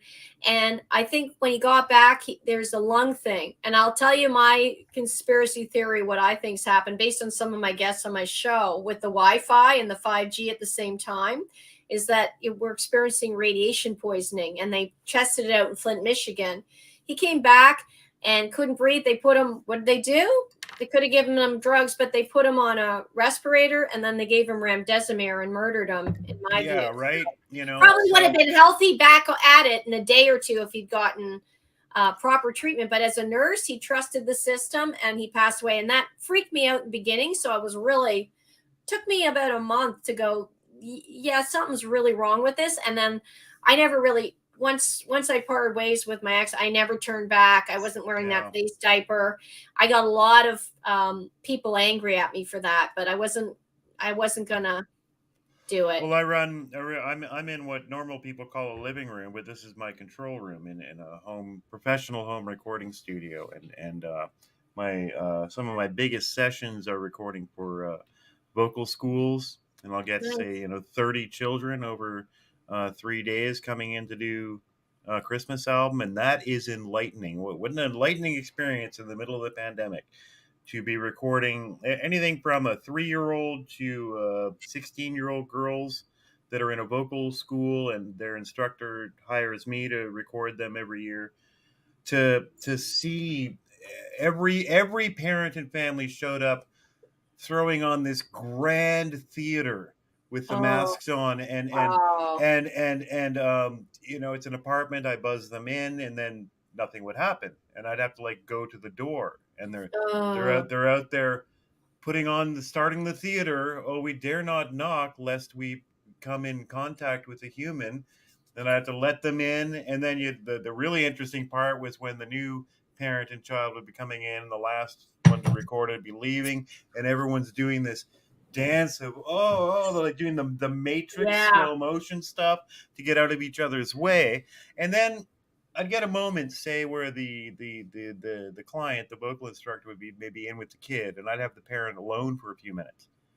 And within 2 minutes, pretty much, they're like, "Yeah, this is all bullshit." Oh, really? Oh, that's good. I'm happy to Right. hear. But That's a good. bit, but that might be that, you know, several parents, once you actually get to talking, they'll be like, I'm not seeing the dead bodies. Yeah. This is all kind of a bunch of bullshit. Well, why Well, do I have they. to? Why do I? I went to a restaurant the other night and I had to wear a mask until I sat down. That's all It bullshit doesn't make any too. sense. Yeah. So Yeah. like everyone's frustrated and half agreeing with me, but That's good. then you get the one parent that would show up. She had she needed to know whether I was vaccinated or not. When Yes. she There's found out I always that one. wasn't, it Yeah. was this giant fucking thing that her mom had cancer and stuff. Yeah. And like somehow I I'm got going to that. kill her because I'm not vaccinated. And Yeah. so she refused to go past the foyer for the Oh, hour that her child was here. countless stories And like so that. this again was this public theater demonstration of how Yet she I sends know her, this. Hey, yet she sends her child in, no problem. right? But you know, like I know that this person isn't vaccinated, but she wouldn't let the child come into the control room. It was the It's foyer into there only with it, the vaccinated instructor. In this it's giant like pure. public theater Yeah. show of stay away from the dirty man, you know, and it's just It, like it, it after needs. all this, the Uh. whole time I was saying none of this makes any difference. Now Yeah. it's been proven true. Yes. But that woman's Absolutely. still going to go to bed thinking those dirty anti-vaxxers killed my mom. Well, I hope not. I mean, people are waking up. Not only were all the COVID numbers lied about, you could be like murdered or run over by a car and it'd be COVID. You know, the hospitals were Yes, well, largely yeah. empty. We know the hospitals were empty. The doctors were incentivized to call it a COVID death, to use these toxic, harmful drugs. I mean, a lot of real blatant lies going on. And now we know Pfizer didn't even test it for transmission. They say under oath, people who took the Oh shot are God, yeah. actually immune compromised, and they're shedding. The shedding is real. They're actually making themselves and other people more sick. These are all like proven by facts, and sadly, the more shots you take, the worse it is to your immune system. I mean, I know And people. then I mean that died suddenly, and they're pulling those clots out of the people. What are you doing? The That was actually the only sketchy part about the documentary, and I'd love to talk to the guy who made that. I thought the whole thing where For he's sure. like, "We're interviewing you." Oh, my phone went off. Oh, there's an Yeah. autopsy right now. Would you guys like to come? Oh, I don't know, you know, and then they all show up with like perfect lighting and they like Yeah. following him in slow motion into the autopsy room. I was like, "Oh, is this staged?" I Well, really hope not because no. I really Yeah. hope not because that's not I good. yeah, I think what they're trying, I think delicately, is that it's never been seen this level of clotting, and I think because they could get them in. I mean, they just that's like the big thing is showing the level of clotting. It's so like disturbing to Giving see. them the benefit of the doubt. I'm hoping that the footage of it is real and that Yeah, they set up and shot like the walking right. in section and made sure that it was lit well and looked Yeah. great. Yeah. You yeah, you come at it from a film now I see as a filmmaker, whereas I'm just like the pure horror of what it's doing to people, right? So I Well, didn't even making notice films that. has given me a really singular skill where several times over the last few years, I've been able to notice right out of the gate, like, this is fake. Yeah. Those are actors. This is too well lit to get this Mhm. footage and this audio Yeah, this that's good. good. It Mhm. needs to be set up. You don't get this just showing up with an iPhone. So this is a Mhm. setup, and several times it's allowed me to bing, bing, bing, bing. Now, Yeah, unfortunately, that's been for useless things like you remember that Amish gangster show they had on A&E? I Do, don't. do, you No. don't? Oh, it Which was one great. was It was what was it called? Amish. Do you remember that one, Rain? Yeah, I think Break we watched a I It was a couple. yeah, sensation for a year. Like I only everybody know was I know talking about it Breaking and watching Bad. it. It I was like know it was a reality show, and they're no, in with the Amish with cameras, and they're I know. uncovering that the some of the Amish are running drugs, I never right? saw that. Yeah. And I had a roommate at the time who was totally addicted to this stuff, and I was up cooking in the kitchen we shared, and he had this stuff on, and we're watching it, and he's like, "Bro, you gotta check this out. It's so wild." And I'm like, "Whoa, holy crap, is this real?" Like Amish drug dealers and stuff. But then they switched to a shot where this guy, this Amish guy, finds out that somebody fucked with him somehow, um, and he's on the phone. He's like, "What? I'm coming over." And then the next scene is his car pulling up, cameras tracking him, gets out of the car, walks all the way up to the house, and has a lavalier microphone on because you can hear every word he's saying in studio quality. Mhm. And like, so what? They were like, "Hey, we know you have a gangster drug vendetta, but can you just hold on and wait about 2 hours while we set up the cameras and lights and get you a mic and all that?" Yeah. Like, so it's just like, Yeah. bro, this is fake. And he's like, "No, Yeah. no, man, it's Amish gangster shit, man. It's really going down." Yeah. Like, no, this is completely fake and scripted. And Well, just then like it came out. Ukraine. It came out 6 months later that it was a huge sensation. The whole thing was scripted. It's complete bullshit. Yeah, that's Yeah. funny. Well, I saw So, videos from Ukraine that were like it's the same video, oh same God. place as like Oh, the don't even war start like with in that. Kosovo or something, and they're just like, or people like there's like people from like Ontario in the background, you know, Ukraine, horrible thing happening. Oh, the The mainstream, the the the, the mainstream ghost of media got Kiev. caught.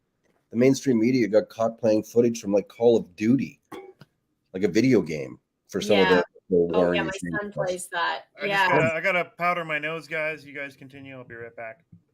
Yeah. Okay. Yeah. So yeah, I know. I mean, I guess since I ran in the first election, some people said, "Well, yeah, you know, that's took a toll," and they stepped out. But I'm running again because Arthur was even saying like we really have to stop voting for the lesser of two evils. You know, basically liberal or conservative, and start to recognize that really the only party federally that stood against all this shit consistently and almost every candidate was PPC. Yeah, So absolutely. I really hope we'll get some PPC people in and people won't just go, oh God, I just can't let the liberals in, so I'll vote conservative. Because they're all up for Agenda 2032. Pierre Polyev, he really doesn't even talk about it or know about it. And he really talks about, the climate. And he's really into the whole contactless thing and the COVID thing. They never denounced any of the lockdowns or anything. He's never spoken out against the harm of the shots, particularly for kids. So, I mean, Yeah, I can't vote for the conservatives right now. So I have to go with my values. he's been. I followed him pretty intently leading up to the conservative election for their party leader there, and I mean, since he's won, he's backed down On everything. Yeah. And everything. Yeah. he never really said anything against anything until the Freedom Convoy, and then after when the polls were saying, he jumped in. So yeah, and I mean he's involved with a lot of things that are part of this whole transhuman agenda, which is really dystopic. It's if we refer back to our theme about Return of the Gods, it really takes us away from our humanity, our connection to God and each other, this whole like social distancing, contactless future. And he really does support that, which I think is absolutely not the right type of leader for our country, because we won't be happy until we return. Like we have to stop being afraid of a little virus.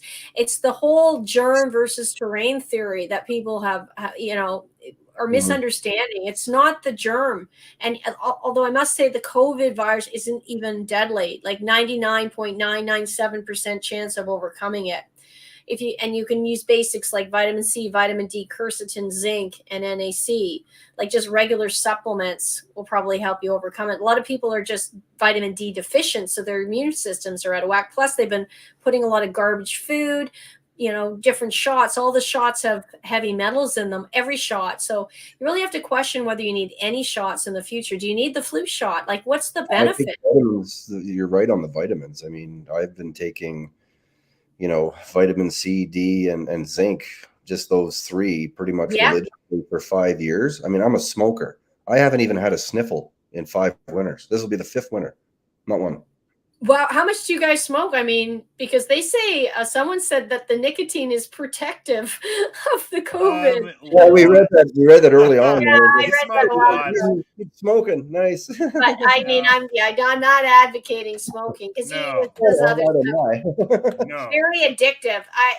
But there's strange, consistent reports right from the start, even from the mainstream, that somehow nicotine bolsters against it. But yeah, I don't know, whatever. The spike can't stick to you with the nicotine. It acts as a deterrent because if you have nicotine in your system, there's something about that. The nicotine, they can't bind the spike receptors. So you guys are protected in a way, but you know, maybe chew nicotine. There's other ways to do it, audience. I don't want to advocate for smoking. And you can get plenty of nicotine in a vape. You don't have to smoke these. I'm not a vape. Oh God, logs. Vaping's worse. I think. Do you think? Oh, don't vape again. Whenever they say safe and I don't trust them. A friend of my sister's got throat cancer after vaping for like a very short period of time. So stick to other things. Like Mary at Sea Level. You're hilarious. Thank you, Mary Angela. She's amazing. Yeah, I mean, I'm determined. We were just talking a little bit about why people fall for the con of like, oh, I have to vote conservative because I mean, we got to get the liberals out, like voting for the lesser two evils.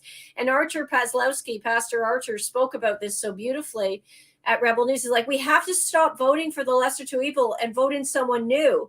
And he was a real big fan of PPC. And we had a big PPC booth at this event supporting freedom of speech as well. And Pierre Poilievre wouldn't speak. He wouldn't show up. He doesn't go to any of these events. But Maxime spoke very eloquently, I might add, about the Russia-Ukraine conflict. Yeah. So what are you seeing in Durham, though? Like, I mean, what do you think legitimately are the PPC's chances in the next election? Like, I mean, I'm hoping they can at least win a seat, but what's your take? I think that would be even 1 or 2 would be incredible. I would love to get Maxime in. You know, if I was realistic and not me, there's always potential for miracles. But I mean, I think, you know, realistically, my chances are slim. Unless there's a lot more people waking up between now and the next election. And a lot of people are actually, like, as you see, quite against people who support freedom, real freedom. Who support constitutional law and I say the moderate path. So it is definitely an uphill battle. But if I don't win the second time, I feel quite confident I'll win the third time. And I think the third election will be within a shorter period of time. So I'm going to stick it out. I mean, what I'm learning, and we'll have to talk later, guys, because what I really suck at is this whole social media. Like I'm, you know, old school. Like, you know, I used to use recipe cards to do cold calls. Like I'm not young, spring, but I mean, I used LinkedIn, Facebook, post. You know, I've learned how to use Anchor and upload my videos, my Zoom videos to my Spotify, but I don't make fancy cards like you. And I'm not good at the short clips. So you guys could probably really help me because I think that would help my campaign profile because I post long videos and I know I need to learn that piece, but I know I'm a good debater. I'd say I'm smart. I'm very feisty. I'm determined. I'm a good negotiator. I mean, I had a recruitment business. I was recruiting and negotiating people's salaries, like back and forth. Yeah. And I know the issues, like I can see them. And I really am passionate about helping people live healthier, happier lives, independent of all this red tape, and building our country. Like, I really am a nation builder. I think that's why Matthew likes to come on my show. He senses that she's got the fire.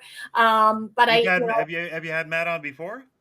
I've had him on twice, and he's coming on Twitch Talk. I don't know if you want to show my channel. Yes, we do. Tomorrow at 2 is Matthew and I. We did one on like world history a little bit, our first podcast. The second one was on Canadian history. You can check it out, Tish Talk on Spotify, and I'm on Bitchute, Tish Talk, and Thrive with Tish on Rumble and Apple Podcast as well right now. So it's Thrive with Tish on Rumble? On Rumble, and Tish Talk on Bitchute, and Tish Talk on Spotify. Yeah, we're all working the alt media. Yeah. It's hard because, I mean, they're behind technologically, and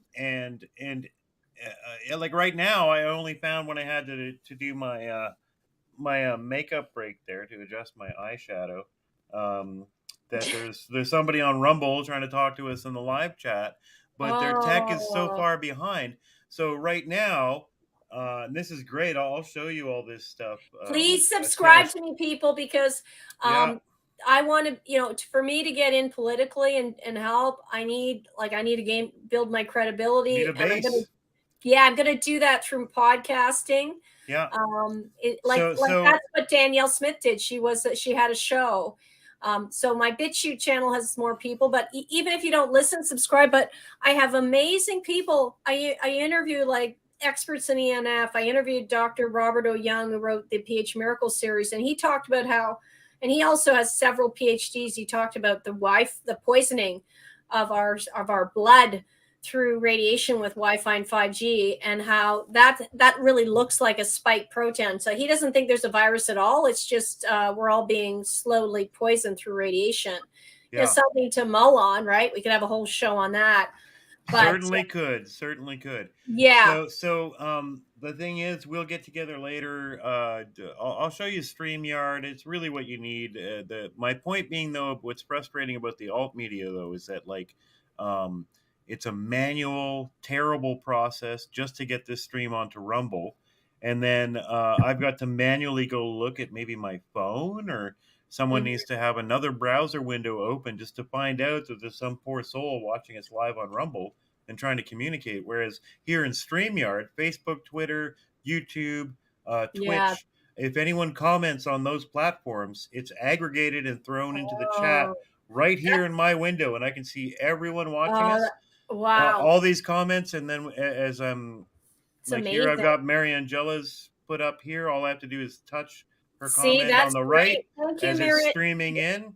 And this is great. As you're doing a live show, you got a little lull in the conversation. You start pulling up your viewers' comments, and we highlight them, and that creates a new discussion. It's fantastic, but Rumble can't do that. Rumble refuses. Yeah.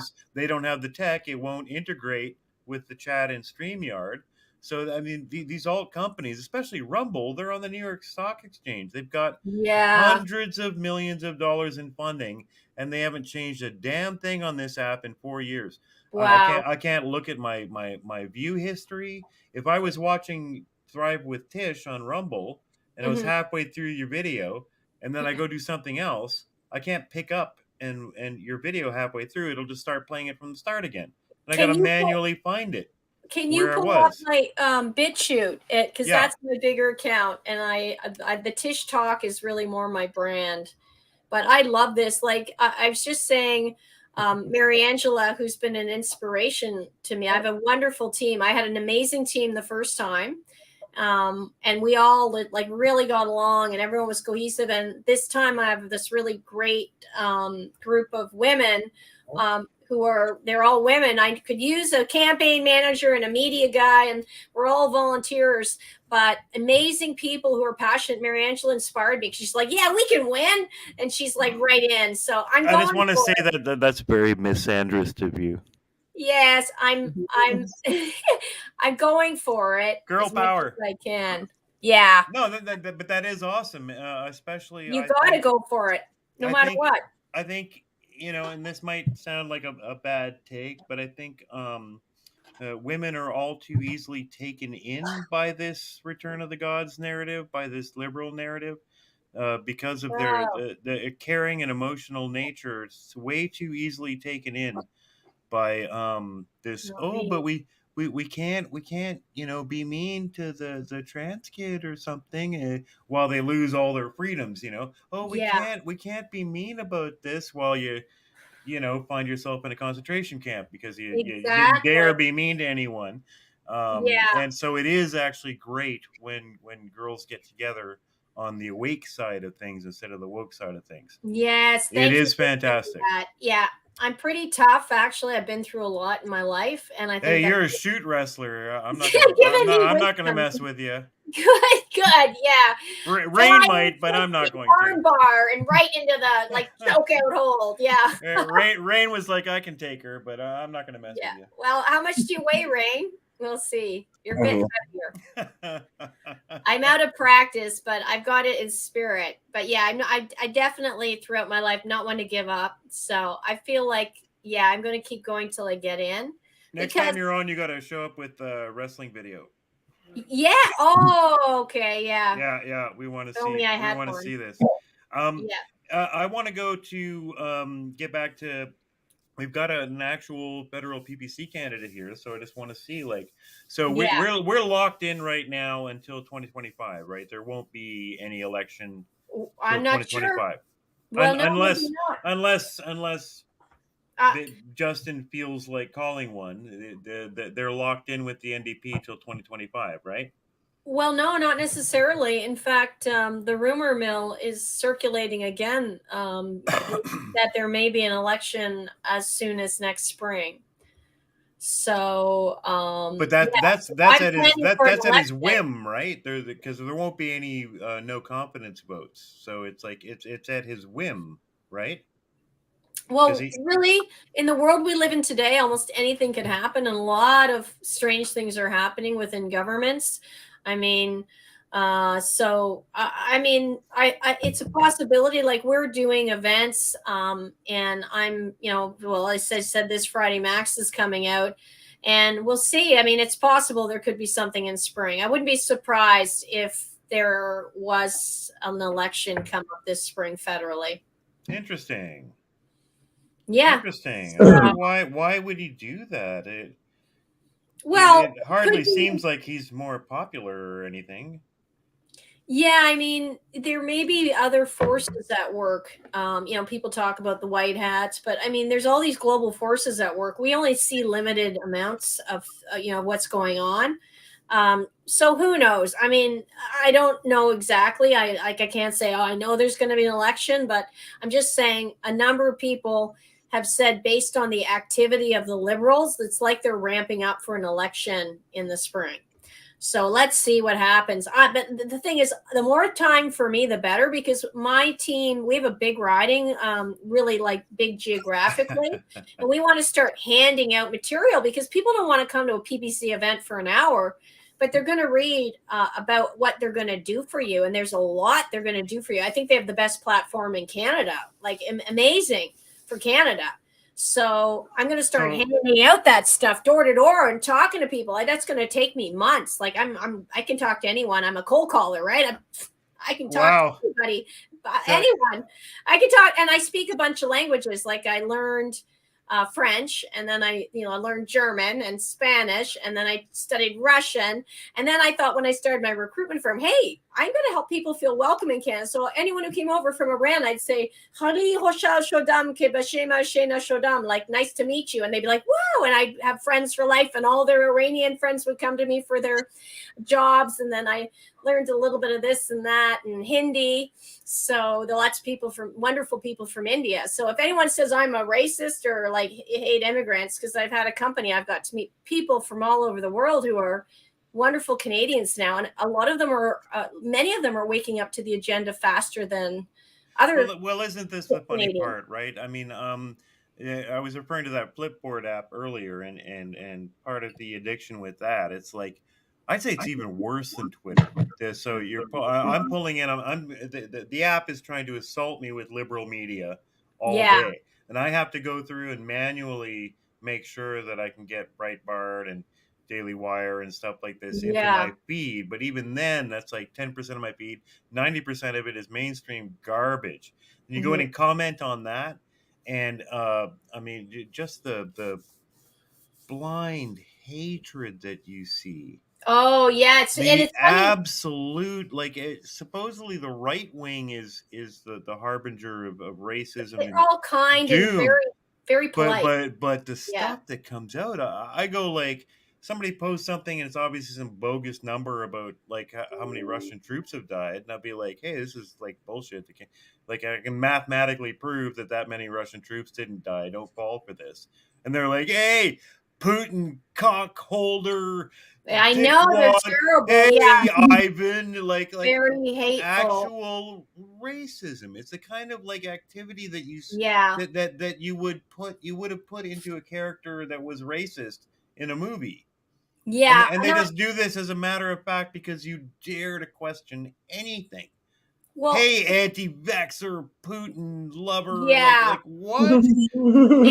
It's a good point because I mean, I've always been like, even my son tested me. I'm kind of like libertarian moderate, like even slightly left, because I think everyone should have free healthcare and we should look after the poor and all these things. Like I feel like the social structure of a country, we need to be stewards of our land, look after each other.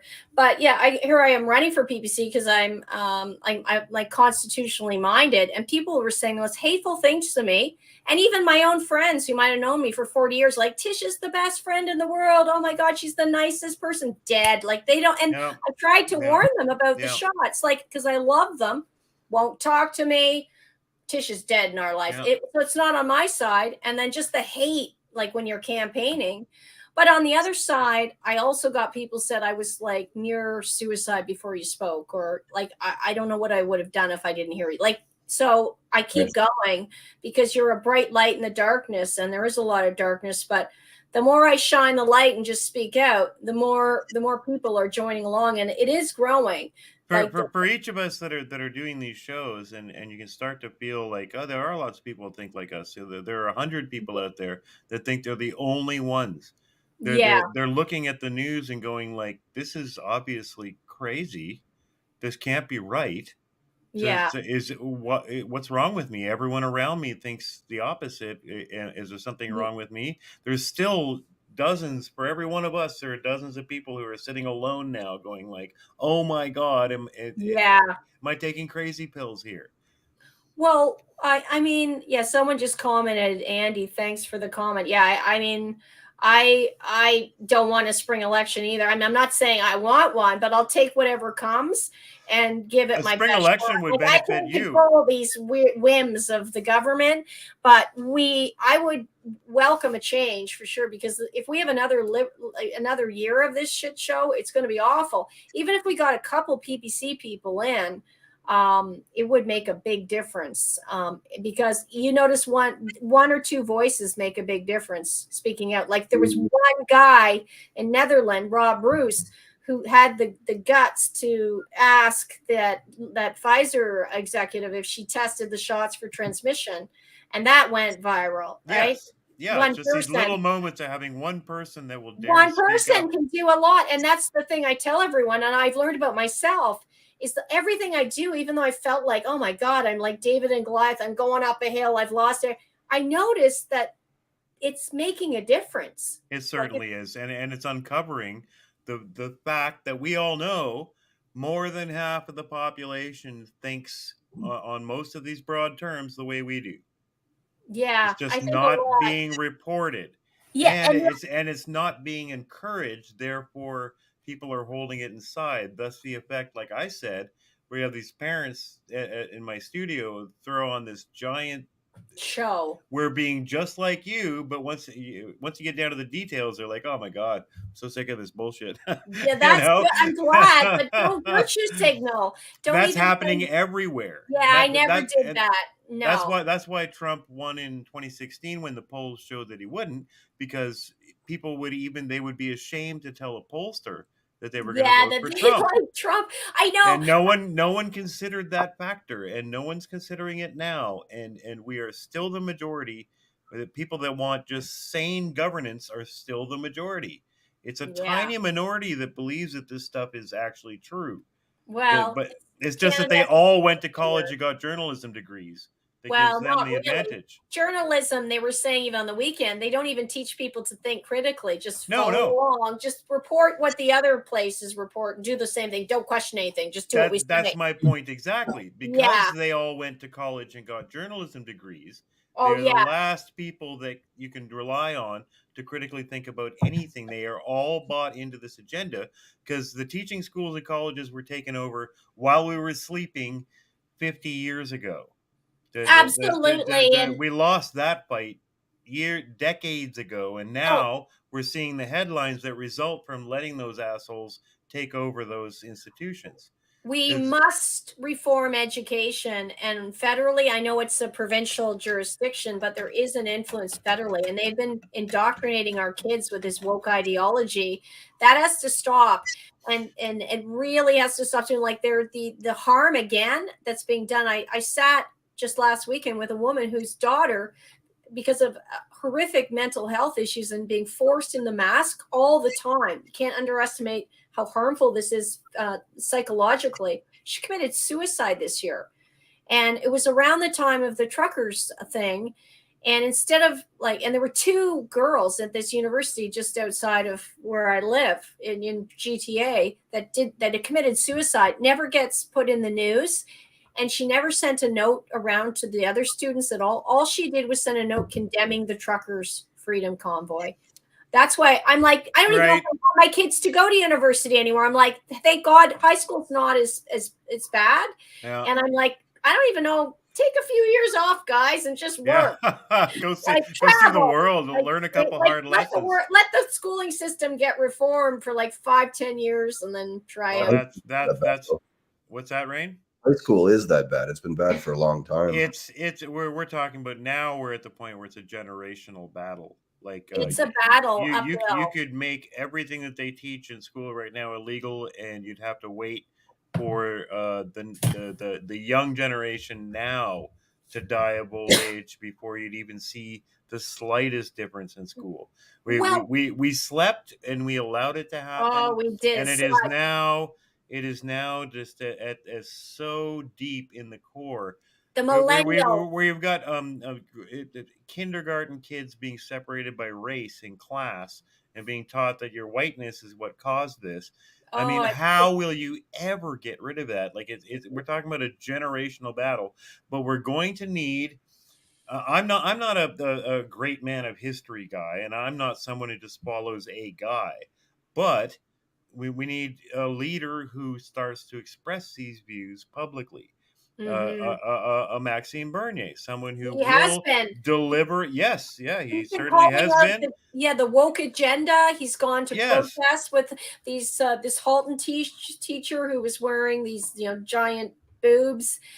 Teaching oh God! Students. Yeah, I'm still holding on to the slightest hope that that's a troll. That somehow that they're making it so obvious. But the punchline doesn't come. I think it's actually real. I guess. What? The clown world. Well, I think because it's gone so extreme, it's forcing some people awake at the high school level, but not that many. But so I'm hoping my kids identify themselves as conservatives, but yet everything they say is spouting out kind of a little bit of the nonsense. So we have debates all the time. So I'm hoping I'll break through, but I've tried to reach millennials and that group sort of 25 to 35, that one, they are so indoctrinated.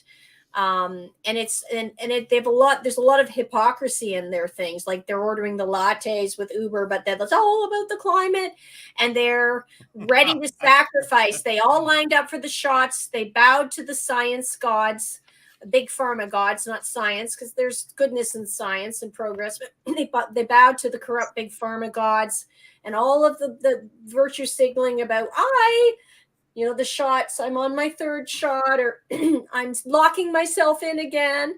And they're the hardest I find to reach that generation, because it's been going since kindergarten. So I mean, they can't even they don't have language to pull in No. critical thinking. They don't have something, the things that, I mean, there are things that we have where it's not Yeah. even worth debating, like the golden rule. Like you can't really debate the golden rule. To them, it's like you can't really debate letting men run against women in a women's race Oh, at school, right? Like that's where it's gotten to. So these things have gotten down to the level of like where we have our Judeo-Christian values. They have those weird fucking Marxist modern weird shit is down yeah. at that level of religion for them, and it's just never occurred to them to question it. Because It's they complete don't have bonkers. God.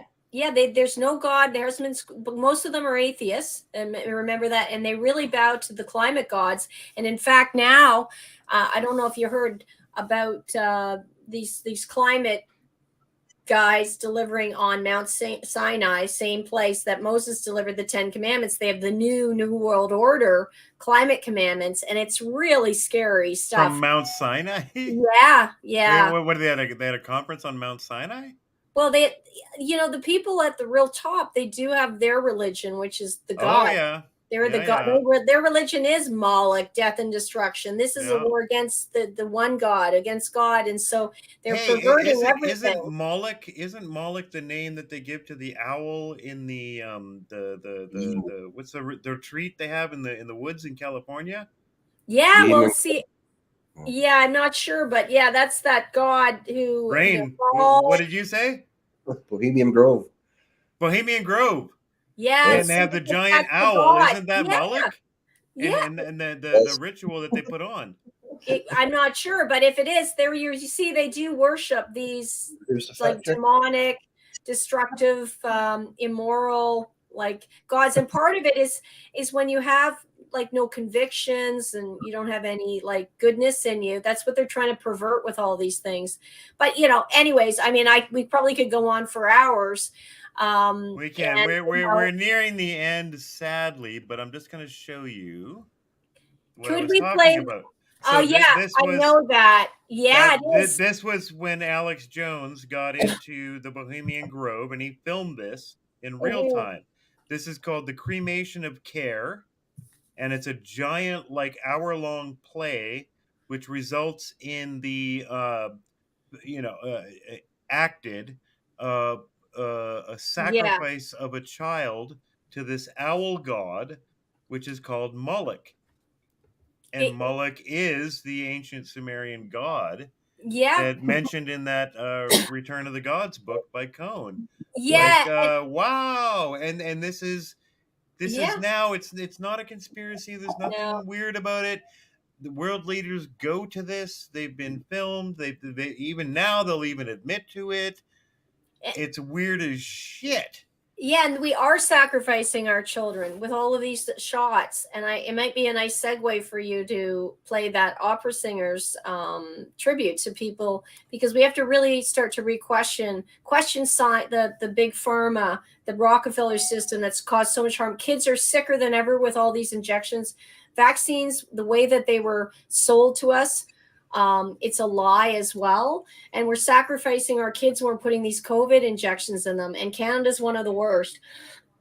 And other things that we're doing to our kids, like Yeah. like having telling them they could be a boy or a girl, and then they could do genital mutilation before they're even an adult. I support all communities, even the LGBT community. When you're an adult, you can make any decision, but I'm totally opposed to this gender indoctrination of kids in Well, schools. what It's they got to forget is stop, I and remember being a child in Sweden. I lived all over the world because I was a diplomat's son. And I remember them announcing that they had done the first successful, I think, full body sex change in Sweden. And it was a thing. yeah, I remember it being a thing. You could go to Sweden and get a sex change and stuff. yeah. No hatred or anything for that. If that ends up being the path to go get that sex change, you went through psychologists and psychiatrists and Not all now. this stuff, and it was a last means, Yeah, and it cost $1 million. I mean, forget about it. But there's no hatred involved there. It's just like, wow, I guess that person really needed to be a girl, good, and I hope they're happy now. And that is the background until now. It's like suddenly everybody's a girl and a boy, and you just go Well, do this, and we have to pay for it. And questioning it is you'll have your children taken away from you if you question it. And that's yeah, it's Canada's initiative right there. Thank it, you, Canada. it's very, very harmful, and it really has to stop. And kids are like, let kids be kids. And if someone has some issues, I think that you have to make those decisions as an adult. So much regret. You look at the statistics alone, and suicide rates and depression once people do that to themselves, and a lot of regret and remorse. So You can tell us not all a that stuff, decision to but make show all before the you're an adult. interviews. Show Yeah, all the interviews with the post ops that regret it, that have these horrible health issues. You can tell it's us all this harmful to stuff, your health. but show us all the other stuff. Show us that it's easily findable. The people that have had these surgeries and hate it. It's Yeah. destroyed their lives. It's very profitable for big pharma. So I mean, that's something if I'm when I'm successful, I want to change. I mean, you got Yeah. people, inflation at an all-time high, more people in food banks, people are going bankrupt, homeless, drug addiction, suicide. I mean, this is like truly dystopic, and all of these, they have no solutions, no jobs. We have no manufacturing left in Canada. Our energy sector's dead. I mean, we're the way that children are being abused in our school system and indoctrinated. Yeah. It's like there's nowhere to go but up.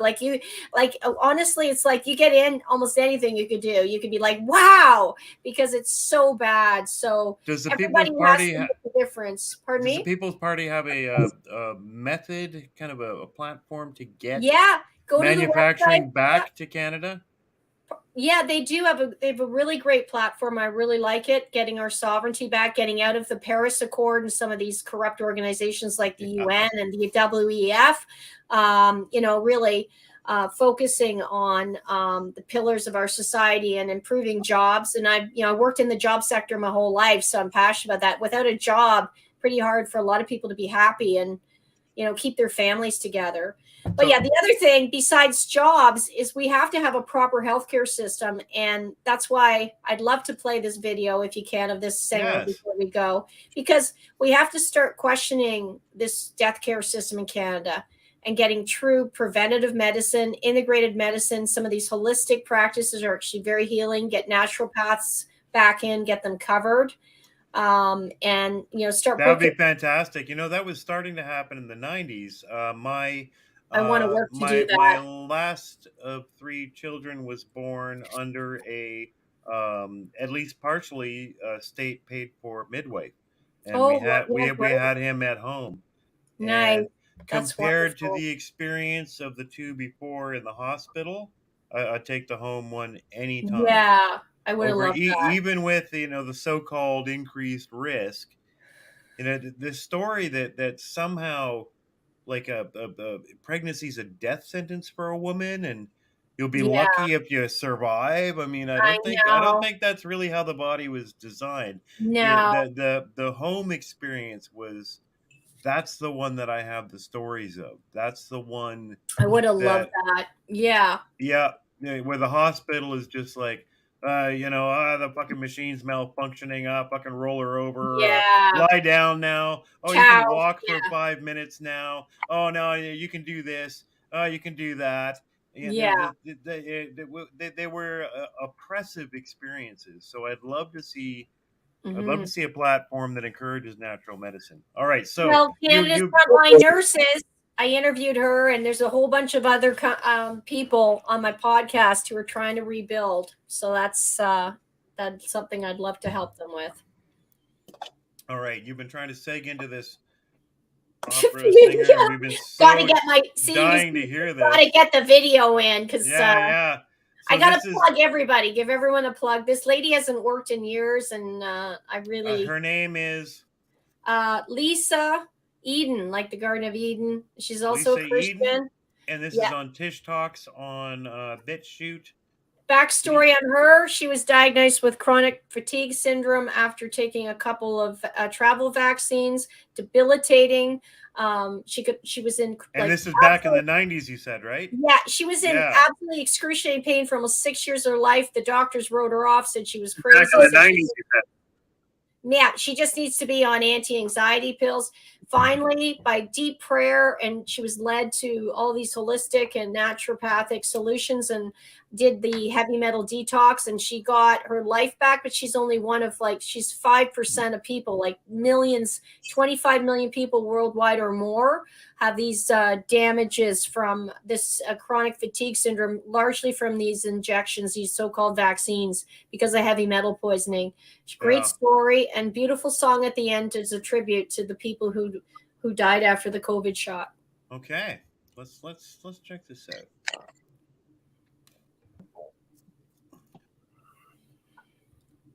We should hear the sound.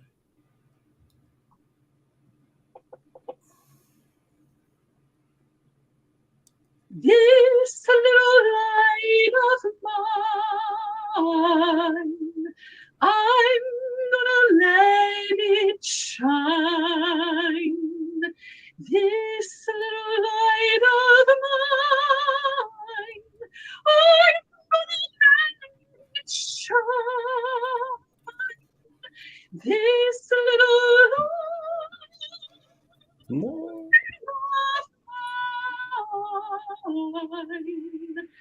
I'm gonna let it shine, let it shine, let it shine, let it shine.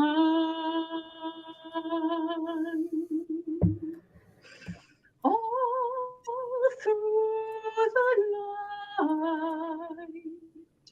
I'm gonna let it shine. Yeah. All through the night, I'm gonna let it shine. Where is she? She's in I think she's now in Virginia, but she's from New York. She can't work in New York. She needs to get in a studio and send it to me, and then turn this into a proper ass video. Like, this is powerful as hell.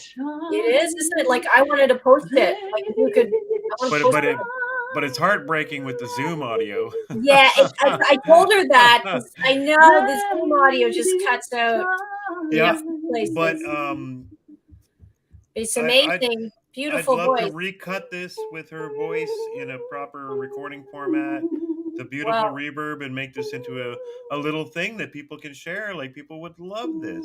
Yeah, look at her. Oh, she's such a lovely singer. She is. Well, yeah, I'd be happy to connect you to her, because I mean, I want to help everybody. That's why.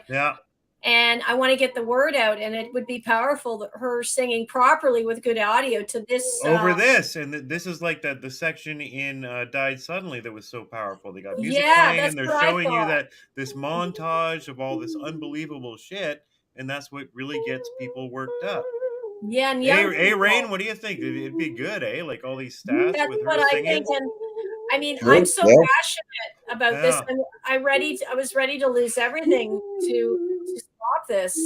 There's nothing more important. Like, I won't stop till these shots are stopped.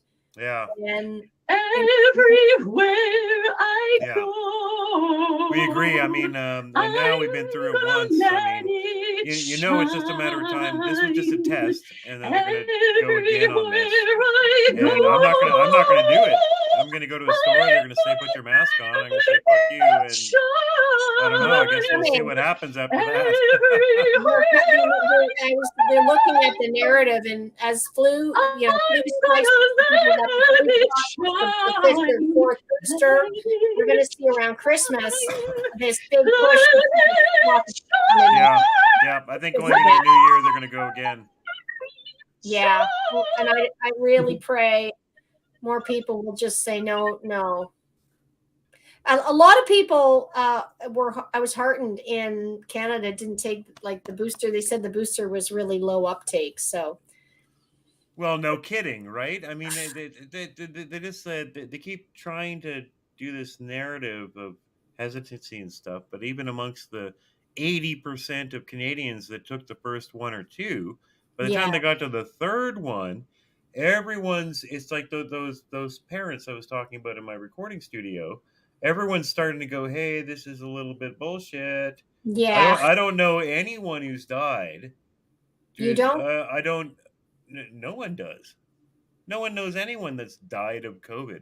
No Oh, one but knows what about anyone from that. the vaccine? How did you know anyone who's been harmed by the shots? I know Oh yes, oh plenty. yes. Actually, rain up in Yukon. Holy crap! They had a particularly nasty strain up there. I think, rain. Oh, people dying or getting cancer, because that's the thing. Neurological diseases, Oh, heart well, attacks. we could take It's another half all of an it. hour to tell you all the stories. Here, it's a small Wow. community, so word gets around, right? And It's a are small people community. not Yeah, taking them anymore, Rain? Are they like, I'm not taking that anymore? Are they waking up and connecting it? Oh, a Or lot of people are. Yeah. that's good. Yeah. yeah. You've got, I think, a certain kind of mindset where you're going to go. I'm going to go live in the Yukon, where there's a certain Yeah. independence that's assumed. Yeah, Pretty Although tough. not so much still a anymore. shockingly liberal community, at They've least really turned around it. Whitehorse. But I Yeah. mean, Really? like you Oh, got to yeah. talk this whole territory. There are little villages around Ottawa that are bigger than the population of Yukon.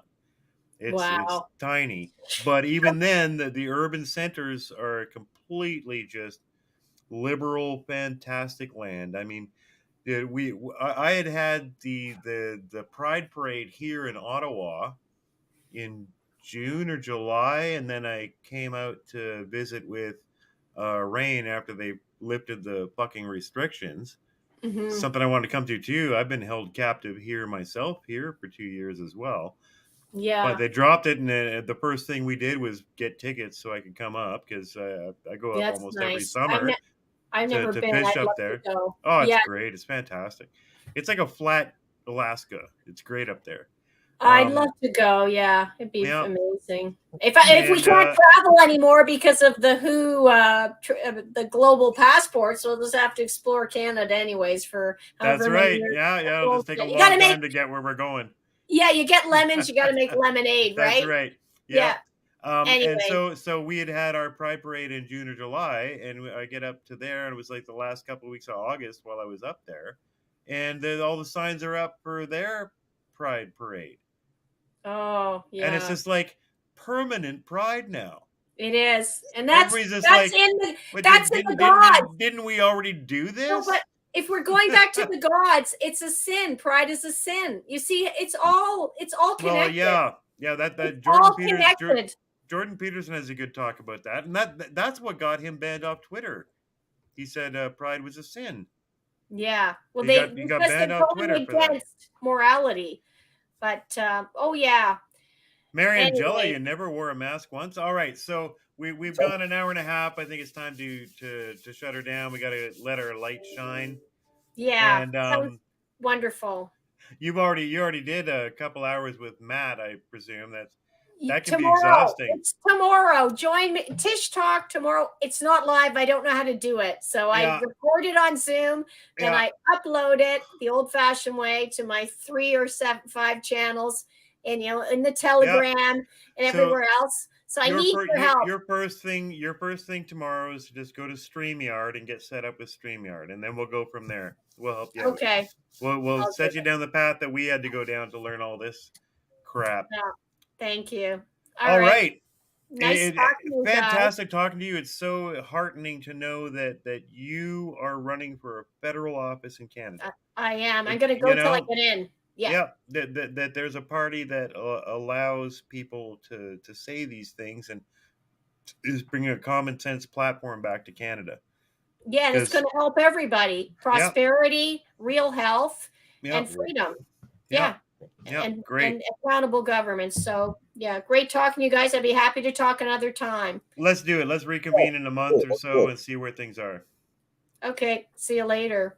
Okay. All bye right. now. Bye. Thanks, Tish. Thank See you. Nice meeting you. Bye. Bye-bye.